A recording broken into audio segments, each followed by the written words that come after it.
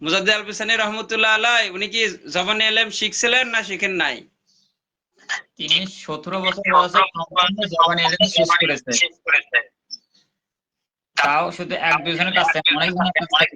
সিয়াসিত্তার হাদিসের কিতাবও পড়াইছেন নিজের খানকাতে। আমরা হযরতুল কুদুসে যদি দেখি, হযরতুল কুদুস যদি আমরা দেখি তাহলে তো দেখা যায় শায়খ বদরউদ্দিন সিরহিন্দি রহমতুল্লাহ আলাই উনি তো বলছেন যে আমরা সিয়াসিত্তার কিতাব পড়েছি শায়খ আহমদ ফারুক সিরহিন্দি মুজাদ্দিদ আল পিসানী রহমতুল্লাহ আলাইহির কাছে। তাহলে একই টাইমে ওনার খানকা, আবার একই টাইমে কি ওনার মাদ্রাসা, তাই না? তাহলে এখন যারা মুজাদ্দিদিয়া তরিকার দাবি করে যারা আলেমদের বিরুদ্ধাচরণ করে, বলে যে এলেম লাগবে না, আলেম লাগবে না, আমি সেই কথাই আলোচনা করতেছিলাম, তাহলে কি হলো? তারা পূর্ণ তরিকাপন্থী হবে?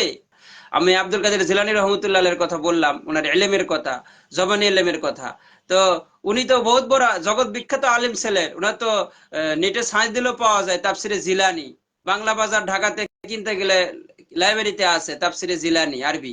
সেই কাদেরিয়া তরিকার যারা আমরা দাবিদার, কাদেরিয়া তরিকার চর্চা করি, ধারণ করি, তারা যদি এখন আলেমের বিরুদ্ধে, এলেমের বিরুদ্ধে কথা বলি, তাহলে কি তরিকতের পূর্ণ নিসবত তার মধ্যে আছে বলে মনে হয়?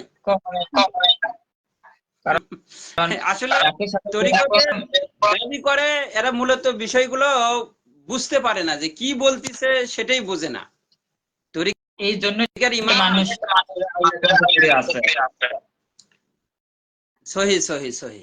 তো এখন আমরা যদি, আমি ইতিপূর্বে আলোচনা করছি খাজা গরিবে নওয়াজ সুলতানুল হিন্দ মঈনউদ্দিন চিশতি আজমিরি সানজিরি রহমতুল্লাহ আলাই। তো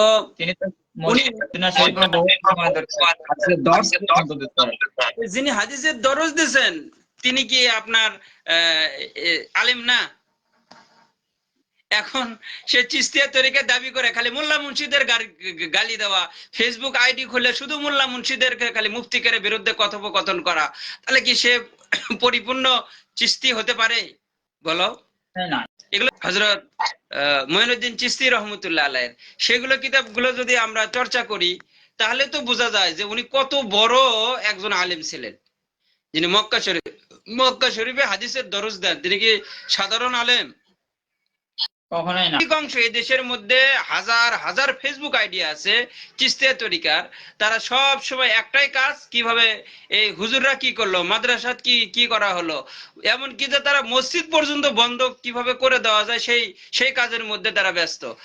তাহলে আমার কাছে এরকমের নিউজ আছে, আমি নিজে যে বিচার করে আসছি এক এলাকায়, মানে তরিকতের দাবিদার চিশতিয়া তরিকার দাবি করে সে মসজিদ বন্ধ করে দিয়েছে, বিভিন্ন মানুষের রোজা বন্ধ করাছে, রোজা লাগবে না, এই রোজা হলো বাদুরের রোজা,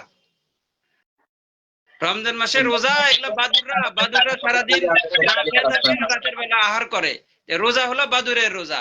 তারপর তারাবি লাগবে না, মসজিদ লাগবে না, মোল্লা মুন্সি লাগবে না, সারাদিন তাদের ফেসবুক আইডি খুলে একটাই কাম। তারা কি পরিপূর্ণভাবে চিশতি হতে পারে? কখনোই নাই। এলেম ছাড়া কখনো করা যায়? এলেম অর্জন করতে গেলে অবশ্যই শিক্ষকের প্রয়োজন আছে। এলেম তো আমরা তো সবাই জানি, এলেমের মাধ্যমে সিদ্ধ হবে, যাকে তাসাউফ বলা হয়। আর হলো বাহ্যিক এলেম। আমরা বলতেছি যে সবাই জানি, কিন্তু জানার পরেও মানে একজন অজানার মতো করে যদি থাকে, যিনি যাকে যাকে ঘুম পারে তাকে কি জাগানো যায়? কখনোই না, কখনোই সম্ভব না। বলতেছে শরীয়ত আর তরিকত, আবার যে শুধু শরীয়তের বিরুদ্ধাচরণ করতেছে, শরীয়তের আলেমদের বিরুদ্ধাচরণ করতেছে। এখন তাদেরকে আমরা কিভাবে জাগ্রত করব? জাগ্রত করা কি সম্ভব? কখনোই। যে তরিকতের সকল ইমাম তারা প্রত্যেকেই যেরকম তরিকতের এলেমে ধারক বাহক ছিল, যেটা কলবে এলেম আমরা হাদিসের ভাষায় পাই, হাদিসের ভাষায় এটাকে আর একভাবে যদি আমরা দেখি তাহলে ইহসান, ইলমুল ইহসান, ইহসানের ইলম, বুখারী শরীফের প্রথম হাদিস। আর যদি মিশকাত শরীফের কিতাবুল ইলমের ৩য় পরিচ্ছেদের ওই হাদিসটা দেখি, আল ইলমু ইলমান, তাহলে কলবে ইলম। আবার বুখারী শরীফের ভিতরে এটাও আছে যে আবু হুরায়রা রাদিয়াল্লাহু তাআলা আনহুর হাদিস, যে আমি এক প্রকারের ইলম শিখছিলাম, আপনাদের মাঝে বর্ণনা করলাম, আর এক প্রকারের ইলম শিখছি, সেটা যদি আমি বর্ণনা করি তাহলে আমার গলা কাটা যাবে। ইনা আইন, যেটা যেটা হাদিসে ইনা আইন নামে প্রসিদ্ধ। তো এরকম আবার কোরআনের ভেতরে যদি আমরা দেখি মিন লাদুন্না ইলমা, যেটাকে ইলমে লাদুন্নি বলা হচ্ছে। আবার অন্য জায়গার মধ্যে বলা হচ্ছে শিরাতা ওয়া মিনহাজা, মানে মিনহাজ, ইলমে মিনহাজ। হ্যাঁ, তাহলে এক এক জায়গায় এক এক ভাবে এই এলেমের কথা আলোচনা করা হয়েছে। কোন এলেম? মানে তরিকতের এলেম। জি। তাই বলে আর কি পাশাপাশি তরিকতের এলেম যেটা আমরা চর্চা করছি তার কি শরীয়ত?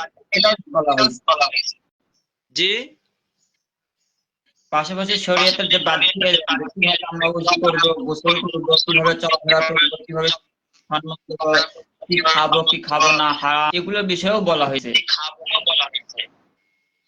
হ্যাঁ, এখন আমাদেরকে উভয় প্রকার এলেমকে সমন্বয় করে কথা বলতে হবে, উভয় প্রকার এলেমকে সমন্বয় করে চলতে হবে, নাকি?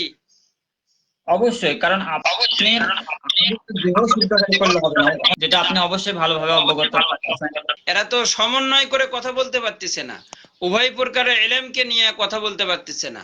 হ্যাঁ, তো আমাদের প্রত্যেক প্রকারের আলেমদের কাছে এটাই চাওয়া থাকবে, যারা বিশেষ করে তরিকতের দায়ী আছে, তরিকতের মুবাল্লিগ, তাদের কাছে দাওয়াতও থাকবে উভয় প্রকারের এলেম তারা যেন শিক্ষা করে, পরিপূর্ণতা হিসেবে শিক্ষা করে, শিক্ষা করে মানুষের মাঝে যেন তরিকা কি করতে পারে, প্রচার প্রসার করে। হাজার হাজার মানুষ তো দেখবে, সেগুলো আমাদের প্রত্যেকেরই জ্ঞান অর্জন। নামাজ পড়তে ভালো লাগবে মানে কি, নামাজের যেটা মূল হাকিকত, ইন্নাস সালাতা তানহা আনিল ফাহশাই ওয়াল মুনকার, হ্যাঁ, এই মূল মাকসাদটা হাসিল হয়ে যাবে। আকিমিস সালাত লিযিকরি, যেটা বলা হয়েছে সূরা তোহার ভিতরে, তো এটা পরিপূর্ণতা আদায় হয়ে যাবে যখন নামাজের ভিতরে কলব হাজির থাকবে।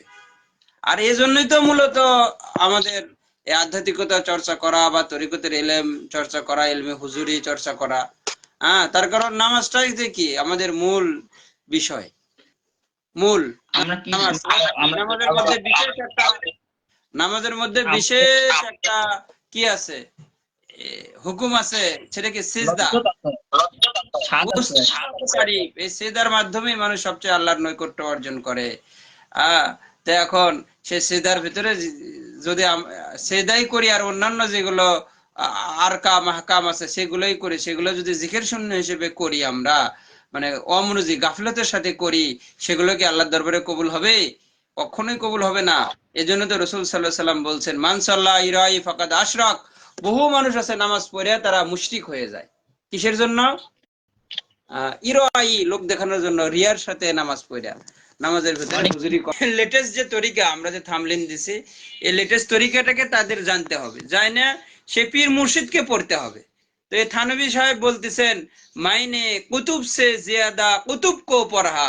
একটা হলো মধ্যে পেছানো কাপ দিয়ে কুতুব, এটা কিতাবের হলো পুরোলার নাম্বার, জমা, মানে কিতাব সমূহ, পুস্তক সমূহ। আর একটা হলো কপ তোয়া বা কুতুব, এটা হলো ওলিদের একটা স্তর, গাউস কুতুব আবদাল, একটা স্তর। তো থানভী রহমতুল্লাহ আলাই বলতেছেন, মাইনে কুতুব সে জিয়াদা কুতুব কো পড়া। আমি এই যে তুমি যে কিতাবের কথা বলতেছিলে না, যে এই কিতাব পড়তে হবে সেই কিতাব পড়তে হবে, এটা বাবর আজহারি বলে থাকে। তো এটা পড়তে হবে কাদেরকে? এটা এটা পড়তে হবে সালেক ইয়াদেরকে, যারা তরিকার কামিল মোকাম্মেল পীর মুর্শিদ, তারা এটা স্টাডি করলো বিভিন্ন বিষয়গুলো জানার জন্য। যদিও তারা আল্লাহ তাআলার সাথে কানেক্টেড থাকে, এটা হলো যে পীর মুর্শিদ হওয়ার আগে, মাকাম হওয়ার আগের বিষয়। যখন যারা জবানি ইলম শিক্ষা করে তখন তারা এটা করতে পারে। কিন্তু যখন পীর মুর্শিদ পাইয়া গেছে, তরিকা পাইয়া গেছে, যে কোনো একটা পীর মুর্শিদের সম্পর্ক সহবত আসে গেছে, তখন কি তার আর কোনো কিতাব পড়ার প্রয়োজন আছে?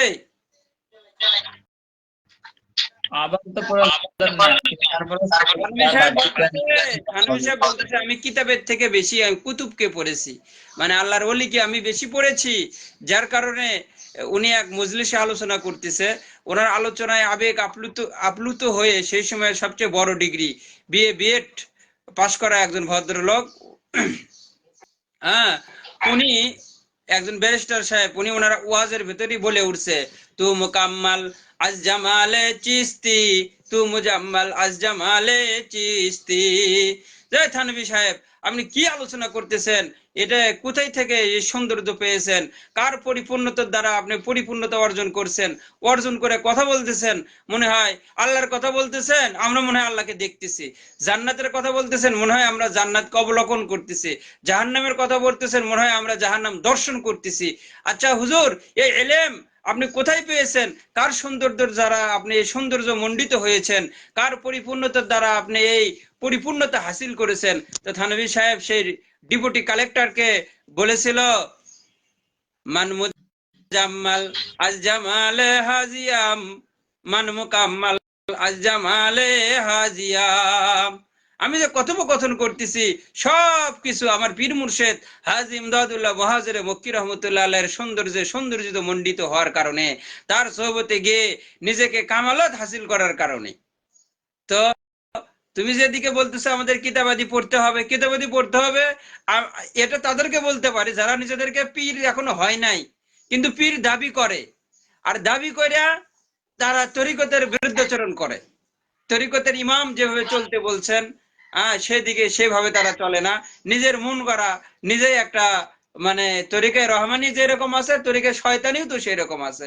এখন তরিকায় শয়তানির যারা প্রত্যাবর্তন করতেছে, বোঝা গেছে কথা? বুঝছে। তার কারণ যখন কেউ কামিল মোকাম্মেল পীর মুর্শিদের কাছে আসবে, ব্যাখ্যাগুলো বুঝে দেওয়ার তো লোকও লাগবে, তাই না?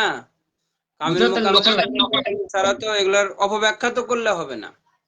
অনেকে মনে করে এই ব্যাখ্যাগুলো নিয়ে কনহামা দাগ দাগ শুধু পম্বা কুজা কুজা নেহাম, এই অবস্থা হয়ে গেছে আমাদের সমাজের। তো আমরা সমাজের জন্য এতটুকু দোয়া করতে পারি যে আল্লাহ রাব্বুল আলামিন আমাদেরকে যেন উভয় প্রকারের ইলমের সমন্বয়ক হয়ে উভয় প্রকার ইলম শিখে হক্কানি আলেম বেশি বেশি হয় সমাজের মধ্যে।